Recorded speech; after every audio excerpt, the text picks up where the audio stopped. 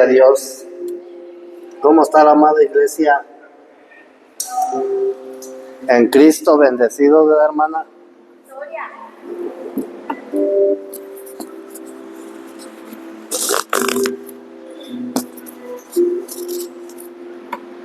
Gloria a Dios. Vamos a orar, hermanos, para que sea Dios quien tome el control. Padre, en el nombre poderoso de Jesucristo, te damos las gracias, Señor, porque en esta tarde nos diste la oportunidad de reunirnos en esta tu casa de oración para exaltar, para glorificar tu nombre, Señor. Y ahora te damos las gracias porque nos das la oportunidad de poder recibir el alimento espiritual, el cual es tu palabra, Señor.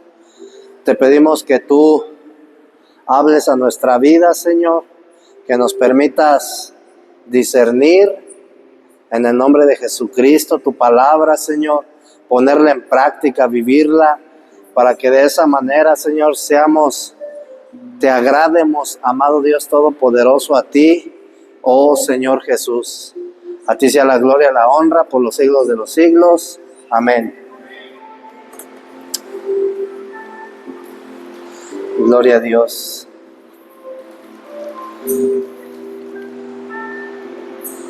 Dice la palabra de Dios, hermano, en Juan 1:1 que en Juan 1:14 que el verbo se hizo carne. ¿Se dice así, verdad? Y el verbo se hizo carne. Porque Dios tenía un propósito desde la eternidad. Porque si tú te das cuenta, hermano, dice la Escritura que a los que antes conoció, ahí en Romanos 8:29, a los que antes conoció, ¿qué dice? Los predestinó. Entonces eso quiere decir que desde la eternidad Dios tenía un plan y un propósito eterno. Desde la eternidad Dios ya había predestinado que el verbo se iba a hacer carne y que iba a ser crucificado, porque el propósito de Dios era propagarse. El propósito del Señor Jesús era propagarse, pero para eso Él tenía que morir y tenía que resucitar y tenía que ascender al cielo para que Dios lo pudiera glorificar, para que Dios lo pudiera exaltar. Amén. Y el día de hoy vamos a hablar de la propagación del Cristo resucitado. Amén. Dice la palabra de Dios ahí en Marcos capítulo 16, versículo 19. Marcos 16, 19. Entonces te decía, era necesario que el Señor Jesús fuera exaltado. Era necesario que Dios le diera el poder y la autoridad en los cielos y en la tierra. Amén. Marcos 16, 19. Así pues el Señor Jesús, después de hablarles, fue recibido arriba en el cielo y se sentó a la diestra de Dios. ¿Qué quiere decir entonces? Que ya una vez que el Señor Jesús resucita, asciende al cielo y es entronado, se entronó, ¿verdad? Y dice que se sentó a la diestra de Dios y Dios lo exaltó. Amén. Entonces, cuando el Señor Jesús es exaltado, significa que Dios lo aceptó a Él y aceptó todo lo que Él había hecho en la tierra para que la economía de Dios, para que el plan eterno de Dios se llevara a cabo. Es decir, que no hubo ninguna cosa que el Señor Jesús hiciera que Dios no aceptara. Amén. Ahora, ¿en qué consistió la exaltación de Cristo? Ahí hay café, hermanos, si gustan un cafecito. La exaltación consistió en que Dios coronó a Cristo lo coronó de gloria y de honra. Y dice Filipenses que le dio un nombre que es sobre todo nombre. En eso consistió la exaltación.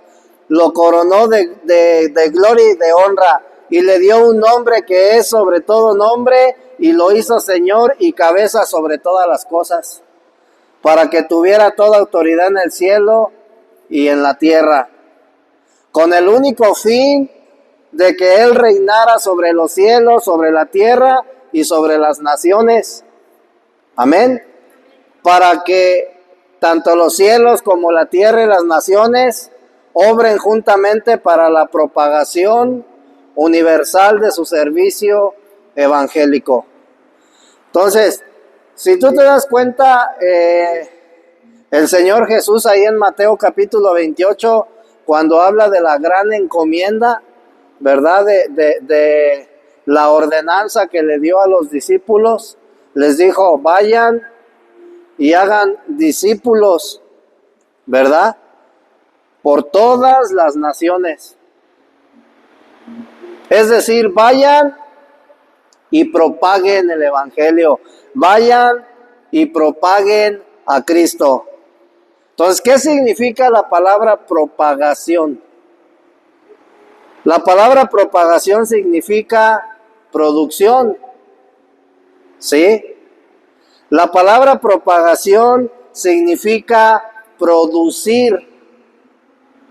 Entonces, cuando el Señor Jesús le dice a los discípulos, vayan y prediquen el evangelio por todas las naciones y hagan discípulos, es decir, vayan y produzcan por medio de la predicación del evangelio la iglesia.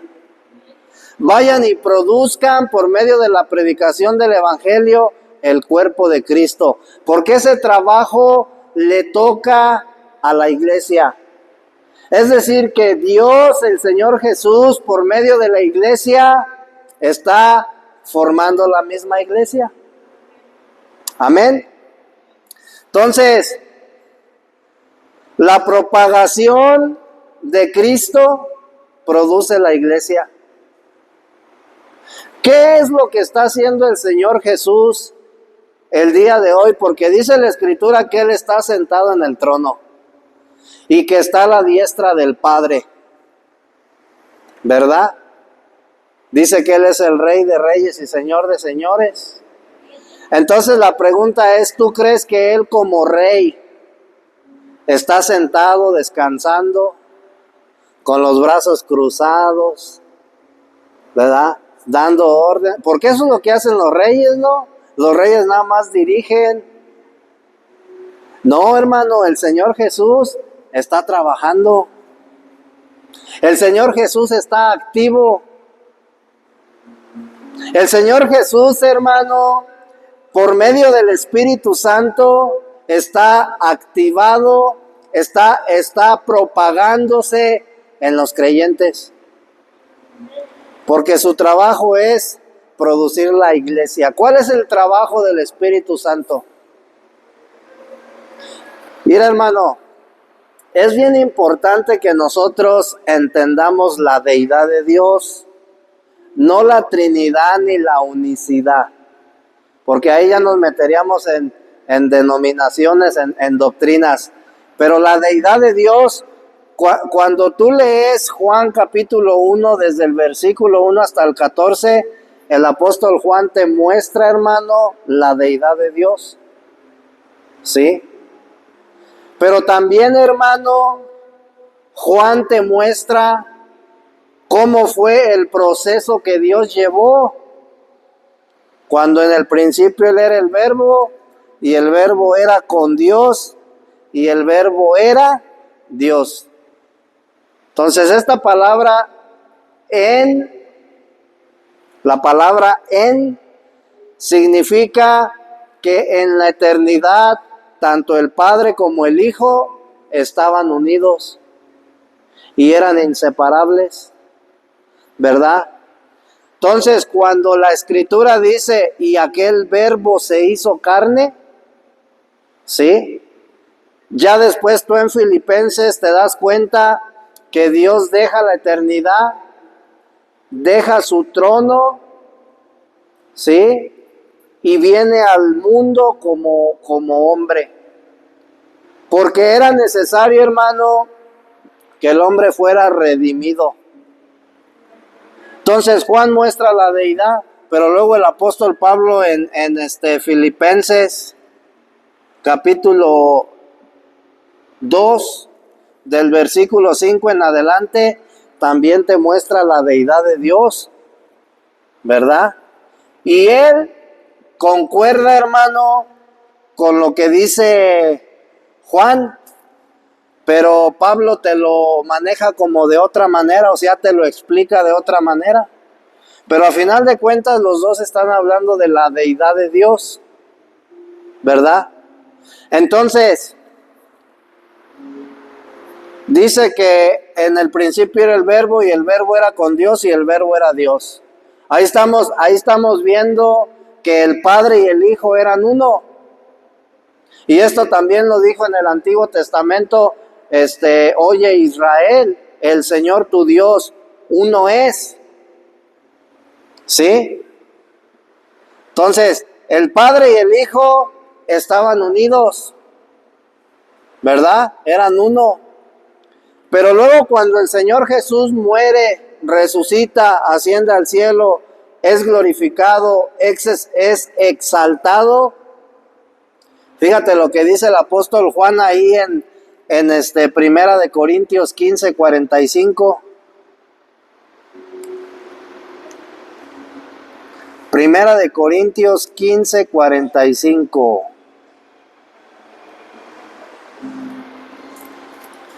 Y dice el Señor Jesús, así también está escrito, fue el primer hombre Adán, alma viviente.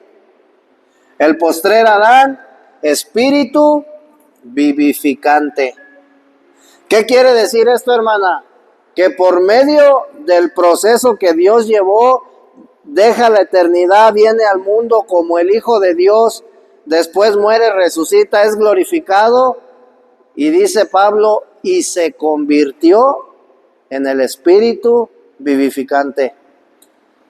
Porque el día de hoy, hermano, cuando Cristo viene a tu vida, Él no viene en persona, Él viene en espíritu.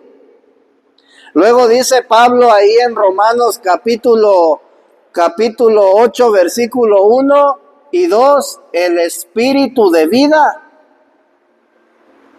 O sea, menciona al espíritu de vida refiriéndose a Jesús. Entonces, es bien importante, hermano, que nosotros entendamos la deidad de Dios y cómo fue que Dios se procesó para que el día de hoy nosotros pudiéramos tener a Cristo en nuestro interior. Amén. Decía el apóstol Pablo que el más pequeño, refiriéndose a tu edad espiritual, hermano, el más pequeño en el reino de los cielos es mayor que Juan el Bautista. ¿Por qué? Porque Juan el Bautista, hermano, vio a Jesús. Juan el Bautista lo bautizó y convivió con él. Y en los tiempos de Juan el Bautista, en la escritura, Juan el Bautista fue un gran hombre. ¿Sí?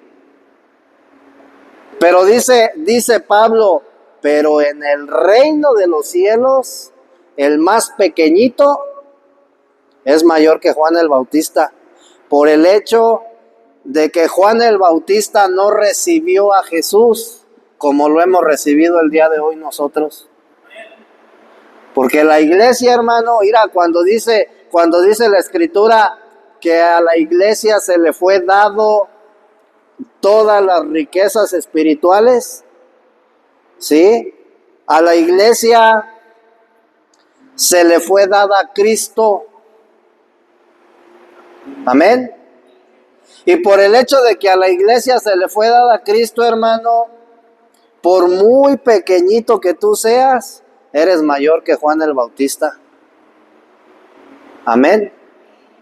Porque ante los ojos de Dios, hermano, la estatura, dice que todos tenemos que llegar a ser hechos a la estatura del varón perfecto. Entonces, conforme a como Dios ve, hermano, los hijos de Dios no se miden por el tiempo que tienen conociendo del Evangelio, sino por la estatura o por la madurez que van adquiriendo. Amén.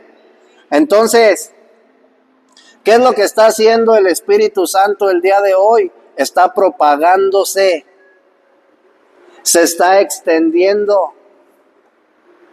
Amén. En el día de Pentecostés, el Espíritu Santo fue derramado a cuántos apóstoles, a cuántos discípulos. A 11 nada más, ¿verdad? 12 eran los que estaban ahí en la casa. Pero el día de hoy, ¿en cuánto se ha derramado? Somos miles y miles. Entonces, quiere decir, hermano, que el Señor Jesús está propagando, está produciendo, hermano, la iglesia. Amén. Entonces, el plan eterno de Dios, hermano, consiste precisamente en producir la iglesia. Mira, cuando a ti te dicen, hermano, que Cristo murió por tus pecados, sí, la visión es corta, la visión es asira. Pero cuando tú entiendes, hermano, que Cristo murió para producir la iglesia, la visión es amplia. ¿Y dónde quedó la salvación? La salvación solamente es un requisito, hermano, que el hombre necesita. La salvación es un requisito que Dios necesita para llevar a cabo su propósito. Entonces, cuando Dios crea al hombre, hermano, no lo creó para salvarlo. ¿Verdad que Adán y a Eva no los hizo para que fueran salvos? Porque ellos no necesitaban la salvación. Los creó, hermano, para producir su cuerpo. Y el propósito de Dios desde un principio, hermano, estaba en el huerto del Edén. Sí. El propósito de Dios era que el hombre comiera del árbol de la vida, el cual tipifica a Cristo. Ese era el propósito de Dios, porque cuando el hombre comiera del árbol de la vida, iba a ser lleno de Cristo. Y de esa manera, hermano, el hombre o el Señor o Dios iba a empezar a formar la iglesia. Cuando tú estudias la tipología bíblica, te vas a dar cuenta que la iglesia en el Antiguo Testamento es representada por medio de Eva. Y Jesús es representado por medio de Adán. Y la mujer fue edificada de la costilla del hombre. ¿Y de dónde salió la iglesia? Del costado de Jesús. Tú sabes que cuando aquel soldado le traspasa la costilla, dice que salió agua con sangre, ¿verdad? Entonces tú estás viendo, hermano, que el agua representa el Espíritu Santo y la sangre, hermano, representa la naturaleza humana. Entonces tú estás viendo la mezcla, hermano. Cuando sale agua con sangre, tú estás viendo la mezcla de la humanidad con la divinidad mezcladas. Es decir, porque el Señor Jesús tenía una parte humana, pero también tenía, o sea, una naturaleza humana, pero también tenía una naturaleza divina. Por eso cuando dice la Escritura que Él era el unigénito de Dios, ¿por qué el unigénito? porque era el único que tenía el gen divino de Dios. El único ser humano que tenía el gen divino de Dios. Por eso era el unigénito. Y porque era el único hijo que Dios tenía en aquel entonces. Porque cuando tú como padre o como madre de familia tienes tu primer hijo, él es el unigénito. Porque es el único que tiene tu gen. Pero cuando viene un segundo hijo, ya pasa de ser unigénito a primogénito. ¿Sí? El que era el unigénito se convierte en el primogénito porque ya hay otro o otros. Entonces Jesús, si te das cuenta, va procesando. Primero era el unigénito, pero cuando el Espíritu Santo es derramado en los discípulos en el día de Pentecostés, el Señor Jesús dejó de ser el unigénito y se convirtió en el primogénito. Y dice Pablo, de muchos hermanos, porque el día de hoy, hermanos, somos miles y miles de hijos de Dios. Amén. Entonces, el propósito de Dios, hermano, es producir la iglesia por medio del Espíritu Santo, por medio de la propagación de Cristo. Es producir el reino de Dios. El propósito de Dios es producir la nueva Jerusalén. ¿Cómo puedo darme cuenta cuál es el plan de Dios? ¿Cómo puedo darme cuenta cuál es el propósito de Dios? Pues lee los últimos 2 capítulos de Apocalipsis, donde dice Juan, yo vi a la ciudad santa, la nueva Jerusalén, descender del cielo, ¿sí? La cual tenía mares de cristal y calles de oro.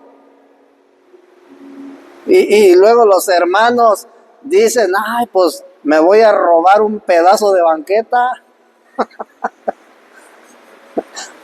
para irlo a empeñar.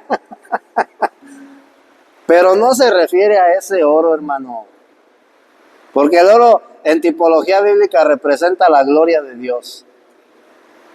Entonces, el propósito de Dios, hermano, es producir la nueva Jerusalén, producir la iglesia, producir el reino de Dios.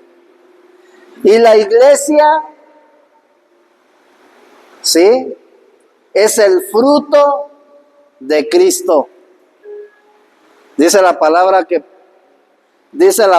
que por sus frutos los van a conocer. ¿Sí dice así, no? Por sus frutos los conocerán. ¿Cómo andan de clima? Por sus frutos los conocerán. ¿Cuáles son los frutos que tenemos que manifestar nosotros como hijos de Dios? A Cristo. Entonces, fíjate, Dios o el Señor Jesús está trabajando para producir algo. El fruto del trabajo del Espíritu Santo es la iglesia. Hoy en la actualidad, la iglesia, ¿sí? Pero también en el futuro, el fruto de Cristo va a ser la nueva Jerusalén.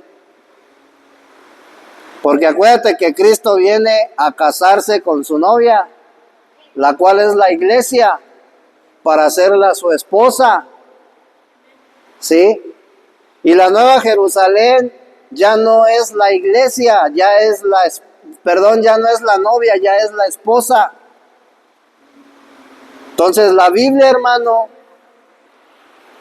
cuando tú entiendas el fundamento espiritual de toda la escritura, de toda la palabra de Dios, te vas a dar cuenta que toda la Biblia, hermano, toda la palabra de Dios habla de un romance entre Dios. En el Antiguo Testamento es un romance entre Dios y su pueblo.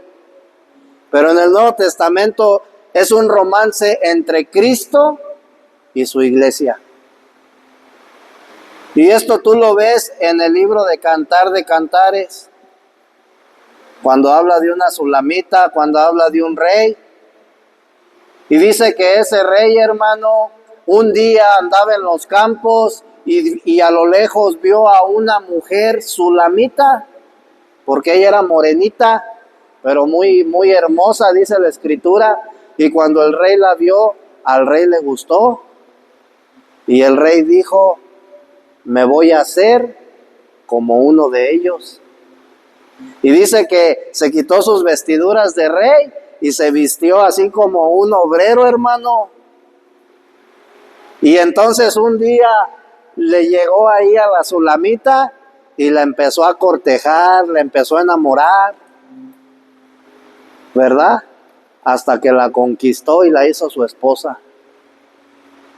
Y ese rey, hermano, tipifica a Cristo. Y esa sulamita tipifica a la iglesia. Un romance entre Cristo y su iglesia, hermano. Entonces, la iglesia es el fruto de Cristo. La iglesia es el resultado de la propagación de Cristo. Amén. Gloria a Dios.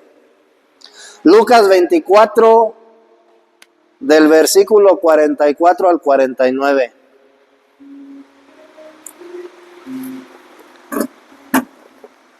Aquí el Señor hace una promesa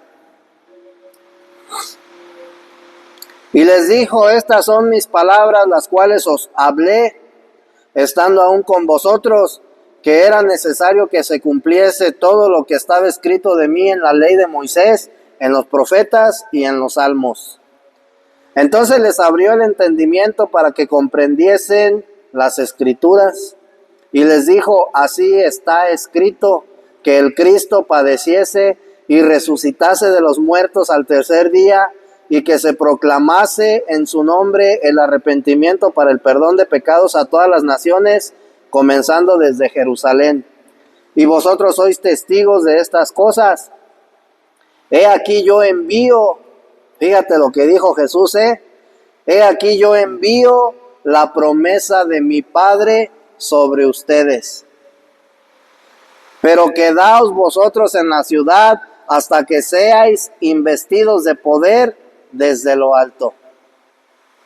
Entonces, el Señor Jesús, hermano, hace una promesa que ya había hecho su Padre en el Antiguo Testamento al pueblo de Israel.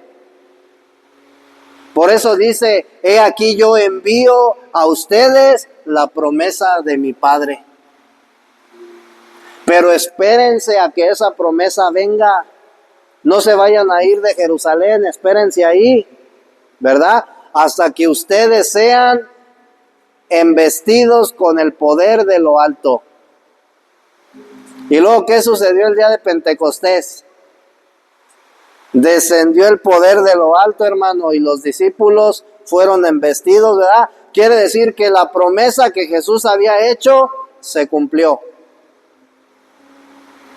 El cumplimiento de la promesa nosotros lo vemos en el libro de los Hechos. ¿Por qué el Señor Jesús le dijo a los discípulos, espérense hasta que venga el Espíritu Santo sobre ustedes, en otras palabras?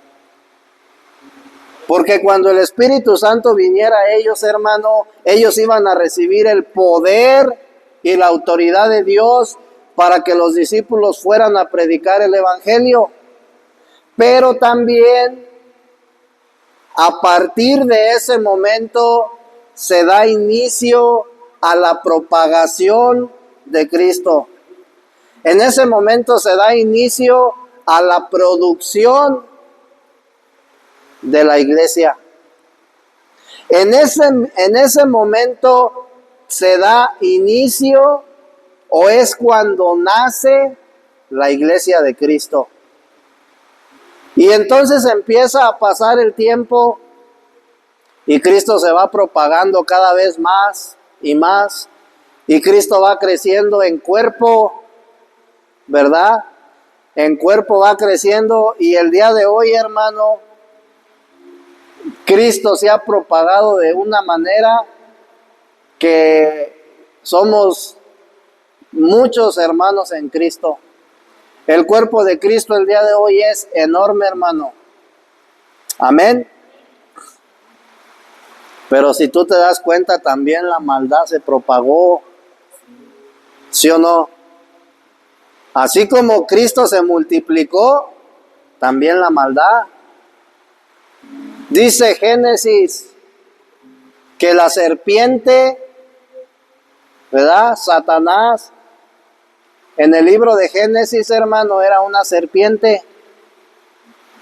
Pero cuando tú te vas a Apocalipsis capítulo 12, esa serpiente ya no es una serpiente, es un dragón. Porque dice Juan, yo vi al dragón, la serpiente antigua, que es el diablo. ¿Sí? Entonces, si te das cuenta, Satanás se fue propagando, la maldad fue creciendo, fue multiplicándose hasta convertirse en un dragón. Por eso el Señor Jesús le dijo a los discípulos que en los últimos tiempos la maldad se iba a multiplicar. ¿Sí?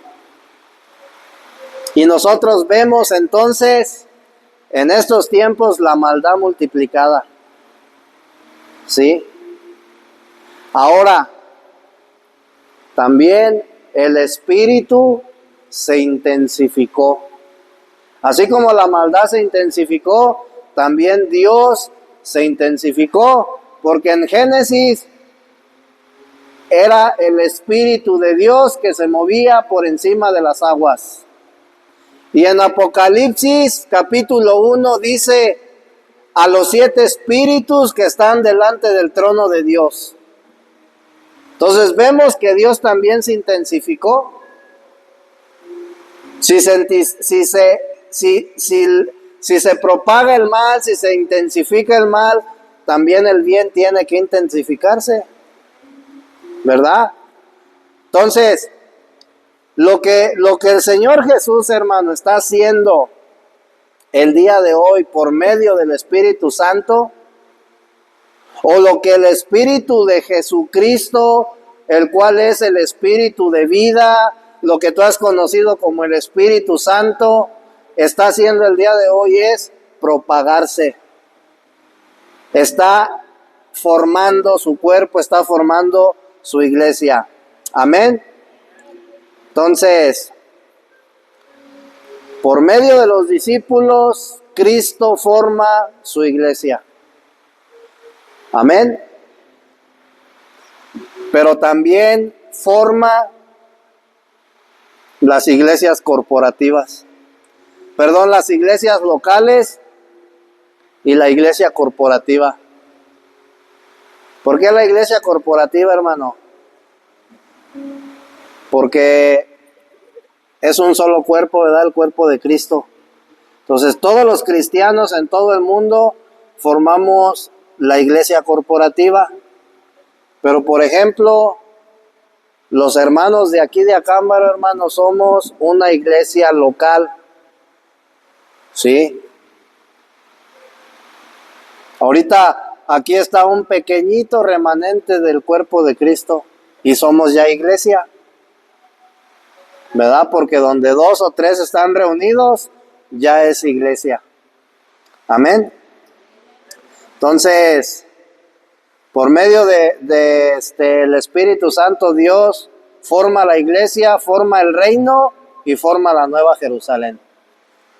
Amén.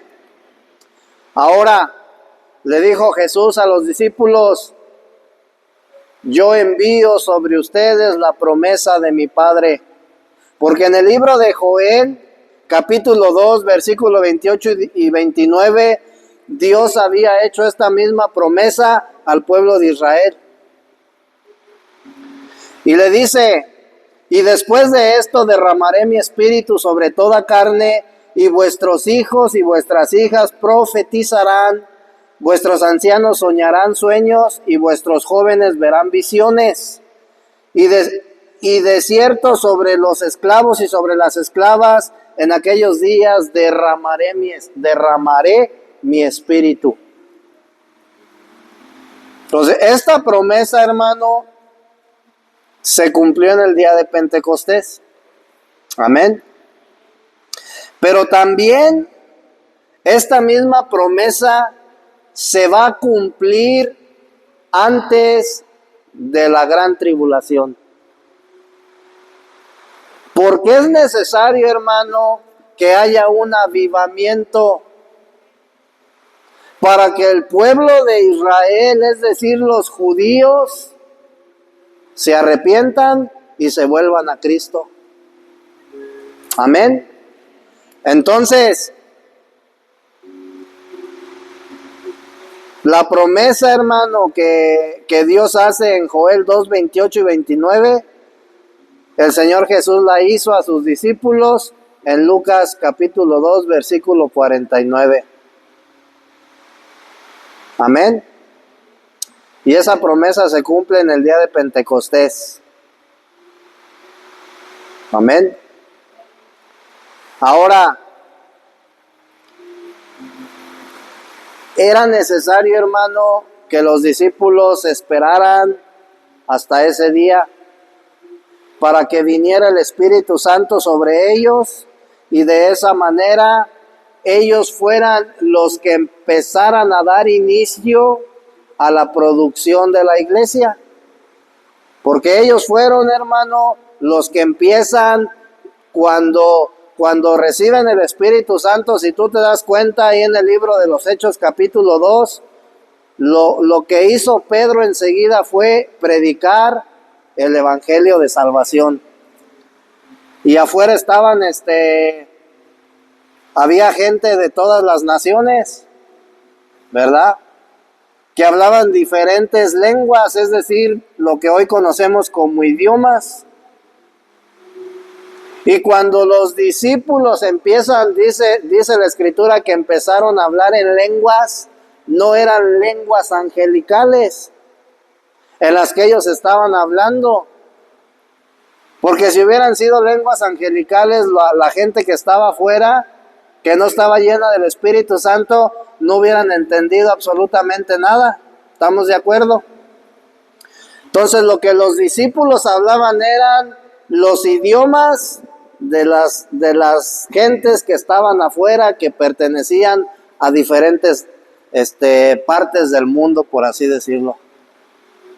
Haz de cuenta que uno hablaba chino, el otro hablaba ruso, el otro hablaba coreano, mandarín, y afuera la gente entendía lo que se estaba hablando. Entonces ellos empiezan a predicar el Evangelio. En cuanto recibieron el poder de lo alto, empiezan a predicar el Evangelio. Y empieza su ministerio. Amén.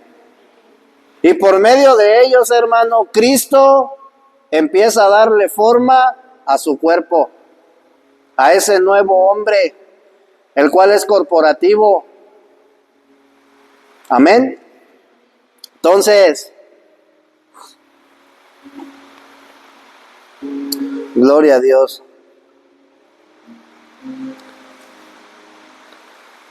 Ahora, dice la Escritura, hermano, que el Señor Jesús vivió en la tierra, ¿cuántos años? ¿Cuántos? ¿Cuántos años? 33. ¿Sí, hermana? ¿Sí o no? ¿Y el otro medio año dónde vivió? O sea que nomás duró 6 meses en el vientre. Vivió 33 años y medio. Sí, esa fue la edad de Jesús. 33 años y medio. Su ministerio inicia a los 30 años y termina a los 33 y medio. Quiere decir que solamente su ministerio duró 3 años y medio. ¿Sí? Entonces el Señor Jesús, hermano, vivió en la tierra 33 años y medio. Pero el día de hoy dice la Escritura que Él está en ascensión, porque está sentado a la diestra del Padre. ¿Sí? Pero también la Biblia enseña que está en mí y que está en su iglesia. Entonces, quiere decir, hermano, que el Señor Jesús tiene muchas actividades. Está sumamente ocupado. Está trabajando. No está sentado rascándose la barriga. ¿Verdad? Entonces, fíjate, hermano, hay algo bien hermoso en la Escritura. En el libro de los Hechos, ¿quién ha escuchado hablar de Esteban, aquel siervo de Dios? Esteban fue aquel hombre que estaba joven, que Pablo lo persiguió y cuando lo captura, da la orden de que lo apedreen. ¿No han escuchado hablar de Esteban? Fue apedreado. Dice el libro de los Hechos, capítulo 7, versículos 55 y 56. Hechos, capítulo 7, versículos 55 y 56. Y ya que habían agarrado a Esteban y ya lo tenían ahí listo para ejecutar, dice la Escritura que él, lleno del Espíritu Santo, puestos los ojos en el cielo, vio la gloria de Dios y a Jesús de pie a la diestra de Dios. Si notas algo raro aquí, que dice la Escritura que Cristo está sentado en el trono a la diestra del Padre. Pero cuando este hombre iba a morir, hermano, o sea que ya lo habían apedreado, ya estaba acá a punto de desprenderse su espíritu y regresar con el Creador y el alma ir a la presencia de Dios, dice que este hombre vio al cielo y vio la gloria de Dios. Y dice que vio al Señor Jesús de pie. Quiere decir, hermano, que cuando este hombre en la tierra estaba sufriendo, el Señor Jesús se levantó de su trono y lo estaba observando. ¿Sí? Y eso me muestra, hermano, que el Señor Jesús siempre está atento de lo que sucede en la iglesia. Eso me da a saber que el Señor Jesús siempre está atento y se levanta de su trono cuando un hijo suyo está siendo atribulado. Se pone de pie y observa, ¿verdad? Y luego dice ahí en el versículo 56, y dijo, aquí veo los cielos abiertos y al Hijo del Hombre de pie a la diestra de Dios. O sea que Esteban no lo vio sentado, como lo vio Juan, ¿verdad? Esteban lo vio de pie. Gloria a Dios. Entonces aquí, hermanos, nosotros vemos un claro ejemplo de las actividades que Cristo realiza en su ascensión. Amén. ¿Qué crees que haga? Ir, hermano, cuando Cristo, el Señor Jesús, estaba viendo cómo Esteban estaba siendo asesinado porque lo estaban apedreando, Él se puso de pie. Amén. Y probablemente, no digo que esto lo dice la Biblia para que luego no vayan a decir, ay, ¿de dónde lo sacó? Pero probablemente, hermano, es que luego yo así como que me malviajo Y probablemente el Señor Jesús dijo, ahí está mi siervo Esteban.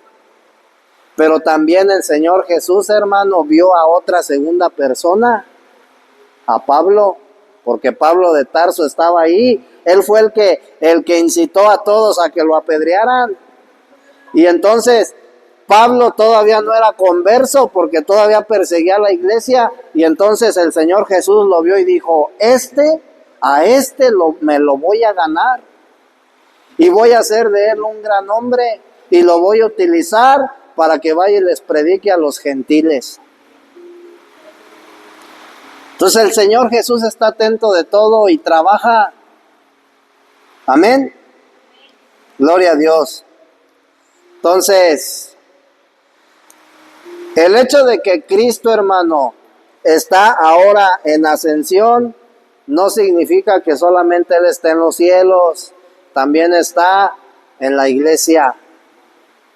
También está en nosotros. Dice que Él viene a ser morada en nosotros. Amén.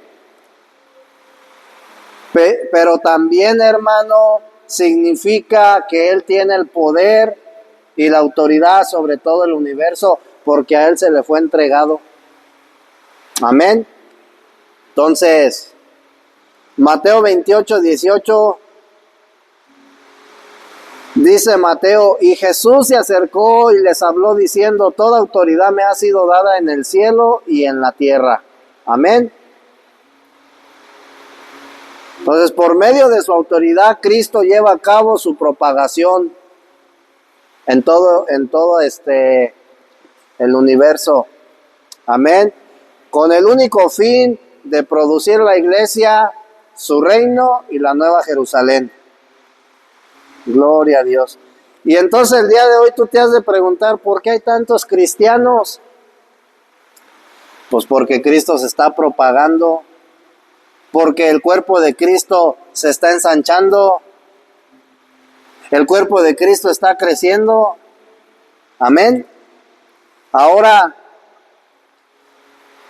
el hecho, hermano, de que el Señor Jesús esté sentado en el trono, no quiere decir que Él está peleando nuestras batallas. Tenemos que entender, hermano, que en su ascensión, el único propósito del Señor Jesús es formar la iglesia. El único propósito del Señor Jesús es establecer su reino en la tierra. El único propósito del Señor Jesús es edificar la nueva Jerusalén. Entonces el Señor Jesús está trabajando, ¿verdad? Dice la Escritura en Apocalipsis, creo que es el capítulo 3. A ver.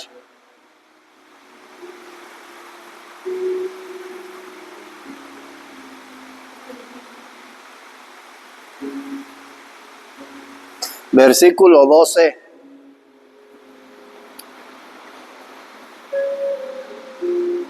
Y es una promesa.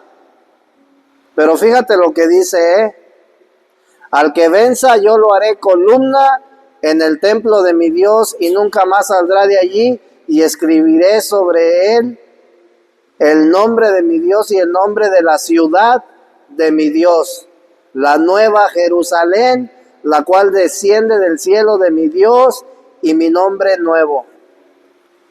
Entonces, si tú te das cuenta, hermano, ¿cuál es el propósito de Dios con el creyente?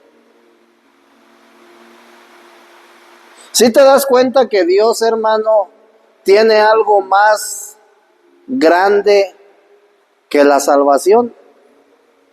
Dice Dios, al que venza yo lo voy a hacer columna de la ciudad santa. ¿Qué es una columna? Un sostén, algo que sostiene lo que nosotros conocemos como cimientos, ¿sí? Lo que sostiene el edificio.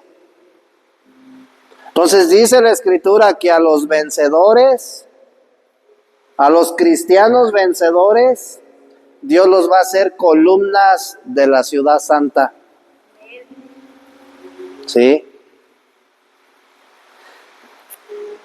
Es bien importante, hermano, que nosotros entendamos el propósito, el plan eterno de Dios. Porque a nosotros solamente nos hemos quedado en la pura salvación. Pero Dios tiene cosas más grandes, hermano, para la iglesia. Sí. Luego dice en otra escritura en Apocalipsis que la ciudad santa está edificada de piedras preciosas. ¿Te acuerdas de las piedras que tenía era como un chaleco, hermano, de los sacerdotes en el Antiguo Testamento, en el libro de Éxodo? Traían como una perchera y esa perchera tenía 12 piedras y cada una de ellas representa una tribu del pueblo de Israel. Por eso son 12, porque son 12 tribus. Pero esas piedras, hermano, esas piedras, dice la escritura, eran piedras preciosas, zafiro, onice y un montón de nombres así medios. Pero esas 12 piedras, hermano, que tenían el chaleco, tú las vas a ver en la ciudad santa, en la Nueva Jerusalén. Dice la escritura que la ciudad santa se edificó, y cuando hablamos de edificar, hablamos de construir.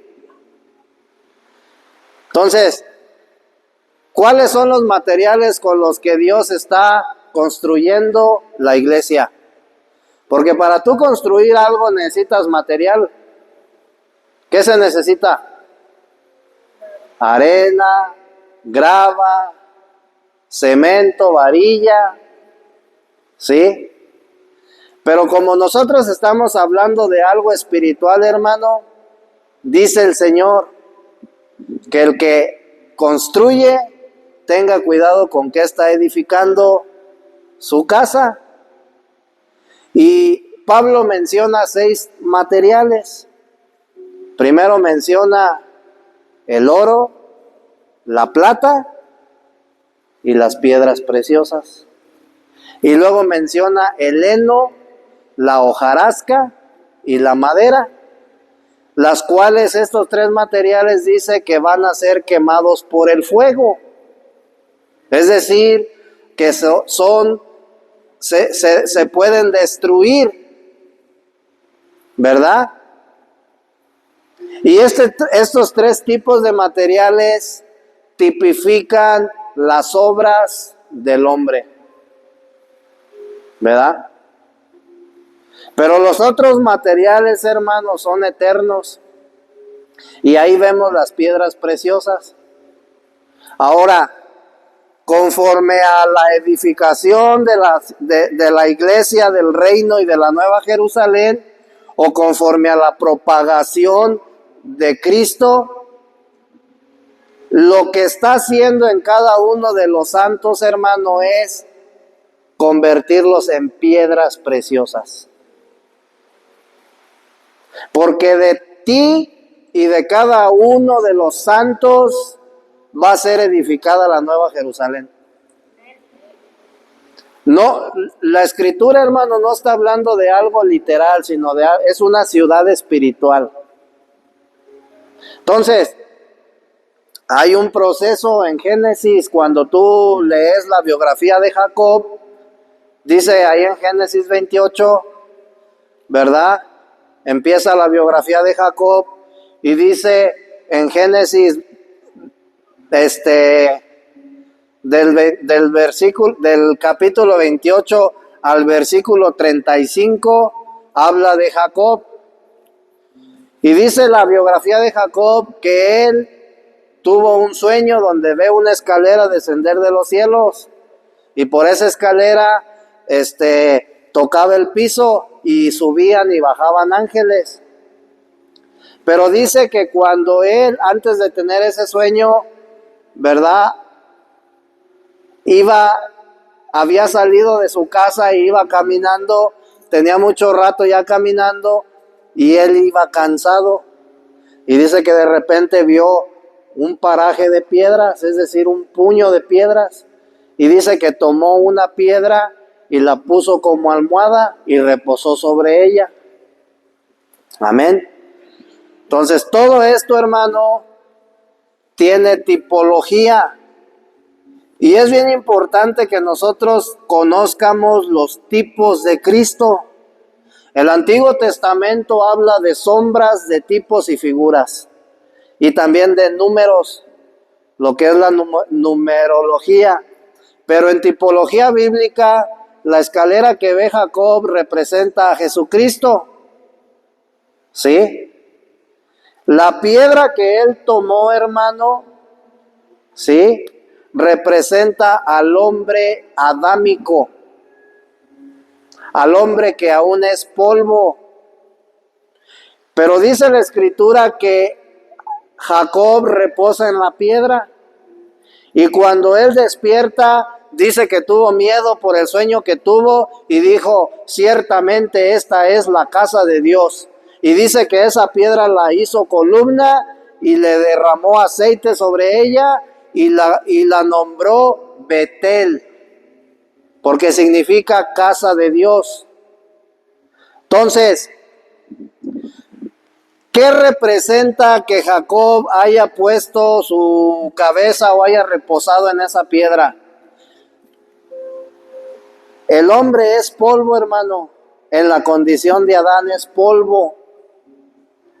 Pero cuando viene a Cristo, hermano, Dios empieza a transformar tu vida. Y cuando tú empiezas a ser transformado, dejas el estado de polvo y te conviertes en piedra. Y a través del proceso de santificación, Dios te va convirtiendo en piedra preciosa. Porque la ciudad santa, la Nueva Jerusalén, no puede ser edificada con piedras. ¿Sí? Necesitamos ser glorificados. Es decir, necesitamos terminar el proceso de la salvación para convertirnos en piedras preciosas, y de esas piedras preciosas Dios edifica la ciudad santa. ¿Sí estamos entendiendo? ¿O está muy sólido el alimento? ¿Sí está sólido? No, dice la hermana. Entonces, el propósito de Dios, hermano, es llevar a cabo su obra. Y no la obra en ti, sino en la iglesia. Tenemos que entender, hermano, que el día de hoy somos uno en Cristo. ¿Qué quiere decir esto? Somos el cuerpo de Cristo.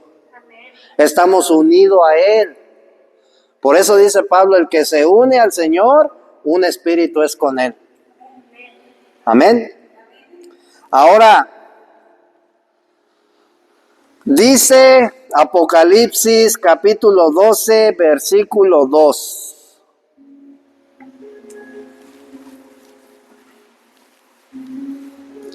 Y vi la ciudad, y vi la santa ciudad, la nueva Jerusalén, descender del cielo de Dios, dispuesta como una novia ataviada para su marido.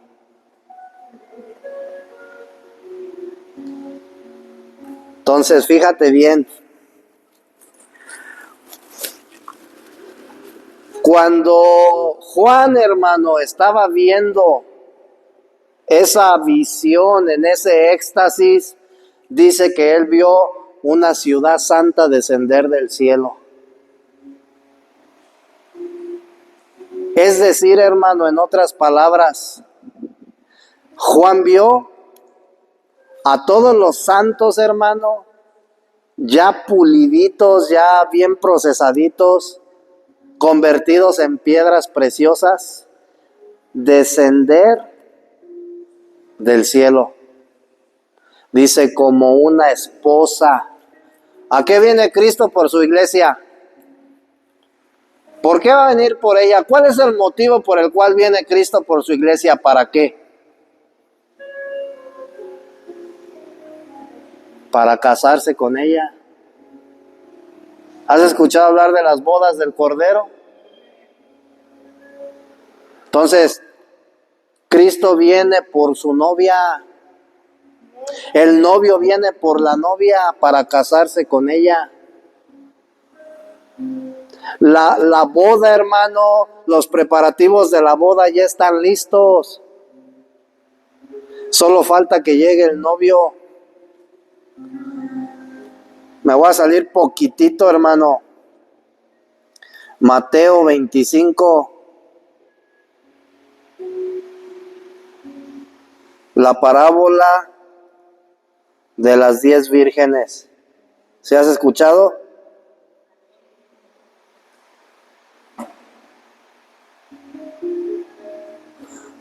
Mateo capítulo 25.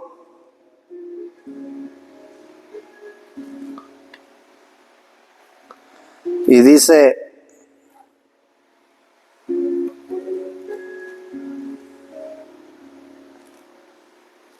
entonces el reino de los cielos será semejante, versículo 1.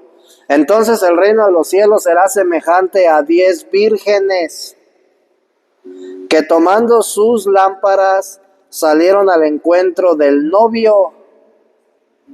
Entonces esas 10 vírgenes tipifican o representan a la iglesia de Cristo. ¿Sí? Y dice que esas vírgenes estaban esperando al novio. Salieron al encuentro del novio. 5 de ellas eran insensatas y 5 prudentes. Porque las insensatas, tomando sus lámparas, no tomaron consigo aceite, mas las prudentes tomaron aceite en sus vasijas juntamente con sus lámparas. Y tardándose el novio, cabecearon todas y se durmieron. Y a la medianoche se oyó un grito: he aquí el novio, he aquí el novio, salid a su encuentro. Entonces, ¿te das cuenta, hermano, que el único motivo por el cual Cristo viene es por su novia? Para casarse con ella.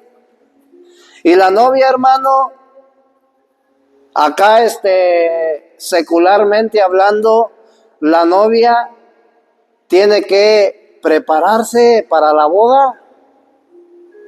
Porque cuando va a haber una boda, hermano, pues hoy acostumbran a que se buscan los padrinos, el salón, el vestido, etcétera, etcétera. Pero la novia, hermano, tiene que ponerse bien guapota. ¿Sí o no? Imagínate, hermano, que la novia llegara toda fodonga ahí al altar. Entonces la novia va al 100 a todo lo que da. Y si te das cuenta, dice Mateo que la novia, es decir, las 10 vírgenes que cabecearon y se quedaron dormidas. ¿Cuál es la condición de la iglesia el día de hoy? Entonces, si no despertamos, hermano, la iglesia tiene que despertar. Y el propósito por el cual viene Cristo es por la novia, para llevársela y casarse con ella. Y entonces la iglesia deja de ser iglesia y se convierte en la Nueva Jerusalén. Ya no es la novia, sino ya es la esposa. Amén. Entonces dice Apocalipsis 12:2: y vi la santa ciudad, la Nueva Jerusalén, descender del cielo de Dios, dispuesta como una novia ataviada para su marido. La Nueva Jerusalén, hermano, representa la totalidad de todos los redimidos de Dios a lo largo de todas las generaciones. Y los redimidos de Dios son aquellos pecadores que han sido regenerados, transformados y glorificados. Es decir, los que pasamos por todo el proceso de la salvación. Amén. Entonces, cuando Juan habla de una ciudad santa, dice que él ve a la ciudad santa descender del cielo. Pero Él no se está refiriendo a una ciudad material sin vida. Él se está refiriendo a una ciudad espiritual viva, viviente. ¿Por qué? Porque tienen a Cristo. Por eso dice que las calles son de oro, porque la gloria de Dios, ¿sí?, es el material que Dios utiliza para construir esta ciudad espiritual, su gloria. Amén.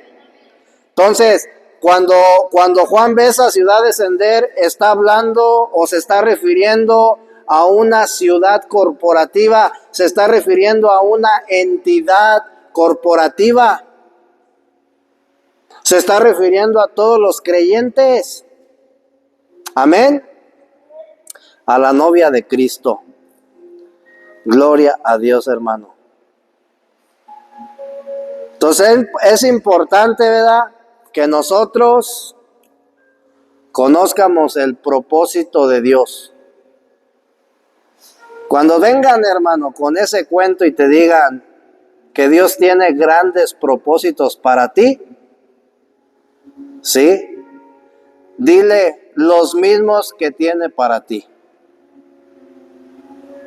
El propósito de Dios no puede diferir de ti y de mí. Es el mismo. Dios a ti te quiere santificar, Dios a mí me quiere santificar.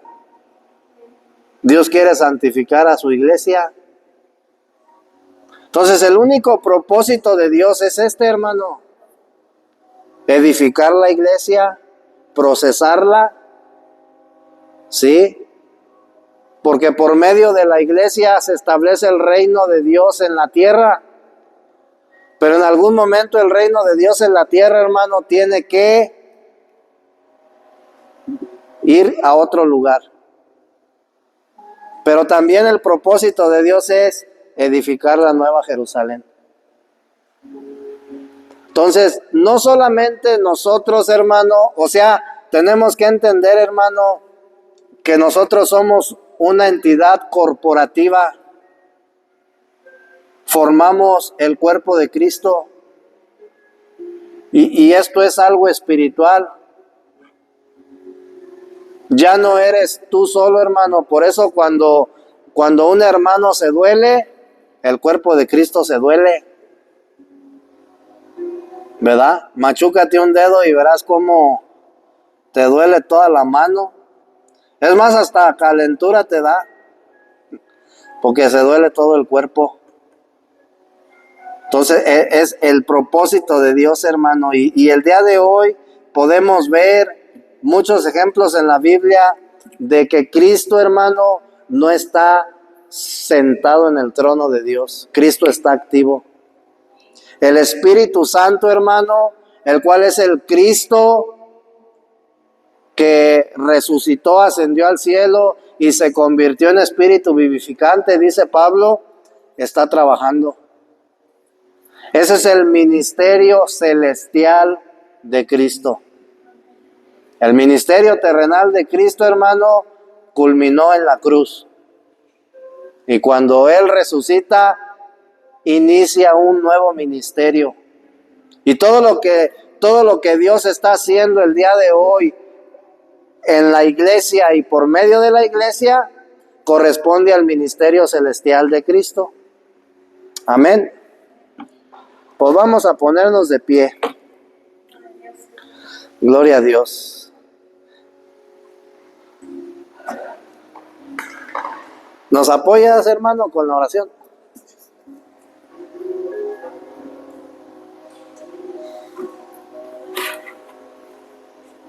Buenas tardes, hermanos. Vamos a darle gracias.